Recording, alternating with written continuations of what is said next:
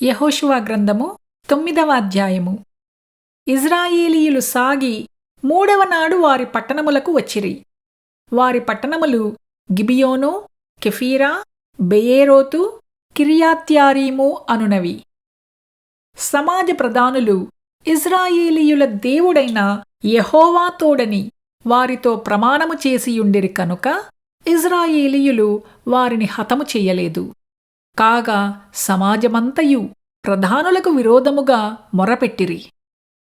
అందుకు సమాజ ప్రధానులందరూ సర్వసమాజముతో ఇట్లనిరి: మనము ఇజ్రాయేలీయుల దేవుడైన యెహోవా తోడని వారితో ప్రమాణము చేసితిమి కనుక మనము వారికి హాని చెయ్యకూడదు. మనము వారితో చేసిన ప్రమాణము వలన మనమీదికి కోపము రాకపోవునట్లు ఆ ప్రమాణమును బట్టి వారిని బ్రతకనీయవలనని చెప్పి వారిని బ్రతకనీయుడని సెలవిచ్చిరి. తమతో చెప్పినట్లు వారు సర్వసమాజమునకును కట్టెలు నరుకువారుగాను నీళ్లు చేదువారుగాను ఏర్పడిరి. మరియు యెహోషువ వారిని పిలిపించి ఇట్లనెను: మా మధ్యను నివసించువారయ్యుండియు మేము మీకు బహుదూరముగా ఉన్నవారమని చెప్పి మమ్ము నేల మోసపుచ్చితిరి. ఆ హేతువు చేతను మీరు శాపగ్రస్తులగుదురు. దాస్యము మీకెన్నడునూ మానదు. నా దేవుని ఆలయమునకు మీరు కట్టెలు నరుకువారును నీళ్లు చేదువారును అయ్యుండక మానరు.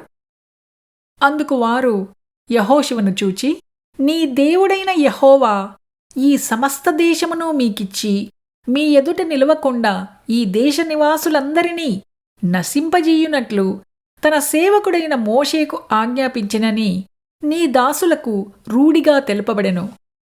కనుక మేము మా ప్రాణముల విషయములో నీ వలన మిక్కిలి భయపడి ఈలాగు చేసితిమి. కాబట్టి మేము నీ వశమున ఉన్నాము. మాకేమి చేయుట నీ దృష్టికి న్యాయమో, ఏది మంచిదో అదే చేయుమని యెహోషువకు ఉత్తరమిచ్చిరి.